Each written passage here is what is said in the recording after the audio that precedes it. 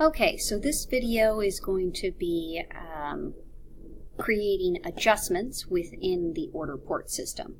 So these are inventory adjustments, so we're going to want to go into inventory. And from here we have two inventory locations. Just like if we were going to create a transfer, there's a secondary video on creating transfers that you can research and see that I've created.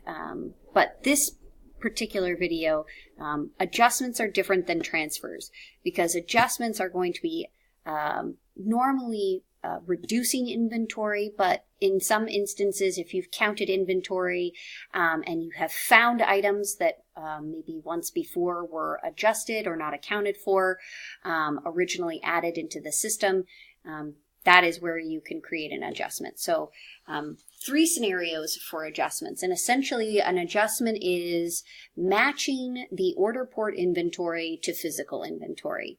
So when you receive items from a vendor, you will create an adjustment, and that adjustment will add those items into the inventory record. Now, in many instances, you'll actually be reducing the inventory. For instance, when you account for empties, brokens, and spoiled inventory, such as wine that is used throughout the month in the tasting room, those bottles need to be removed from inventory, and you can do that with an inventory adjustment. Now, the third would be if you count inventory and inventory needs to be adjusted because it doesn't match. This could be created by shrink, which is where items get lost or stolen. Many times you will have to any items that end up being used in inventory or taken out of inventory for specifically to be used, such as glass or right off the top of my head, I can think of pourers. The pour spouts that we use at the bar then cannot be sold, so they need to be removed from inventory. There are some products that have duality, so we sell them and we use them. So you want to make sure that you're tracking that inventory. Shirts is another good example. When you provide an employee with a shirt, that item needs to be removed from inventory because it can no longer be sold and is no longer on property. And you want to make notes of this, right? Because at the end of the day, all of these adjustments go to Larry or whoever is doing the accounting for the business and has to account for that loss. There's still a cost associated with that item, and his accounting measures essentially help us to reduce our liabilities by accounting for those giveaways or those different uses of those items. So back to the Orderport system. We've gone into inventory. We want to do most of our adjustments within the tasting room. There will be opportunities where you'll have to adjust bond.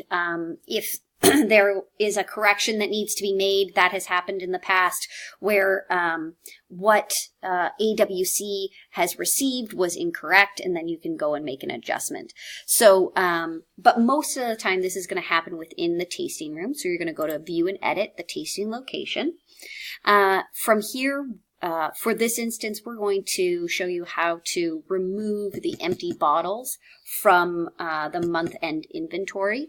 So we're going to narrow down the group to our wines, hit search. You cannot hit enter, you have to hit search, and that will narrow down to just the wines that are available. Now, I always like to put a reason or a PO associated with the loss or with the adjustment. And as you can see, the adjustment has to be a plus or a minus value associated with the item. You really have to control what the system is recording. So the reason would be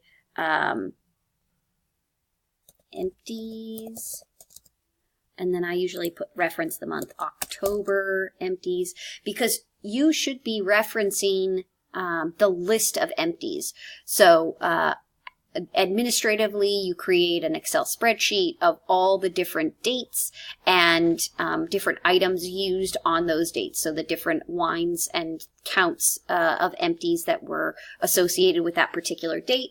And then you're going to do the sum of that total. Now, I do it on a monthly basis, simply for practicality and productivity, but you are welcome to do this daily or weekly as well, whatever your policy and procedure dictates.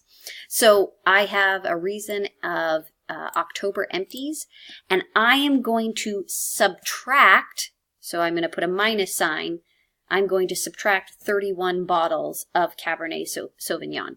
If I do not put that minus sign, I will be adding 31 bottles into inventory, when in fact I want to be subtracting. So you can exponentially alter the direction of the inventory in the incorrect way if you are not cognizant of the adjustment values. So we used 31 bottles in October of the 13 cab. We used 3, and then I usually just highlight the PO and reason, because you can actually you don't have to do them one at a time. You can put in all of the amounts all at once.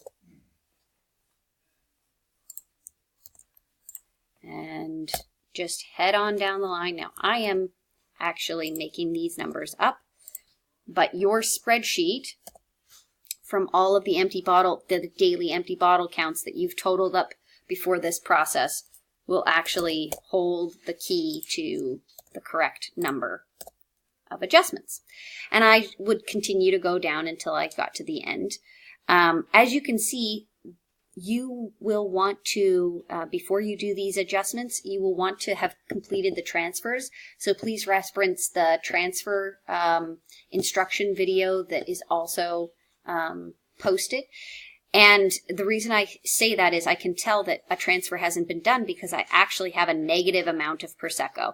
So in order for us to, I can still do the adjustment, but I think for the proper procedure would be to transfer and then do your adjustments. And I do normally at the month end, I normally do 2 adjustments. So I will do October empties, and then I will do a secondary adjustment if I'm still off in my inventory by any bottle count. If there's basically any unaccounted for bottle loss. And that lets your accountant know that there may be some discrepancies in your procedure of the nightly bottle count, or perhaps something hasn't been accounted for properly, and it helps you to know whether or not you need to adjust your inventory controls during the week and during the rest of the month. So I'll continue putting in my adjustments, and then once I have completed putting in the proper amounts, again, all of these are going to be negatives, I'll go ahead and hit Save Changes. And when the screen repopulates, it will show the current inventory amounts.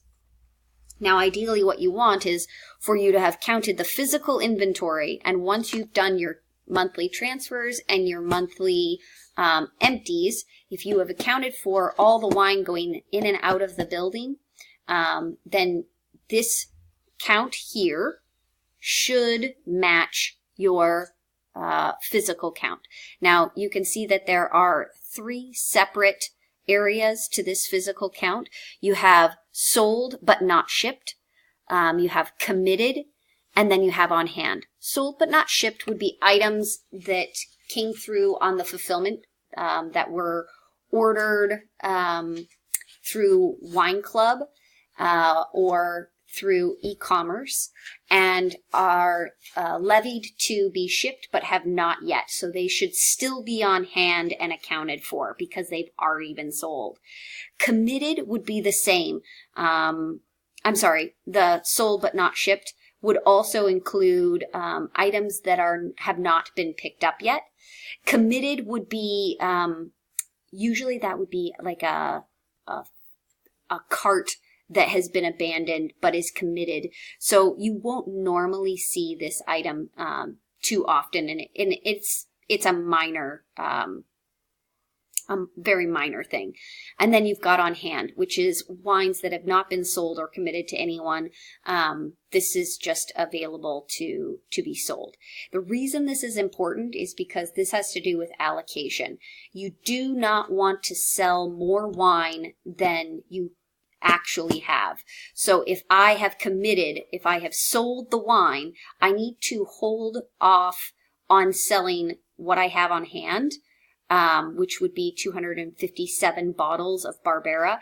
I have that in a shipment and I've already sold it to a customer. They just haven't come to pick it up yet. So that's very important when you're doing inventory controls, that you don't oversell an item. So I've hit save changes, and then all of these, the on-hand inventory will be adjusted, and therefore your total inventory number will be adjusted.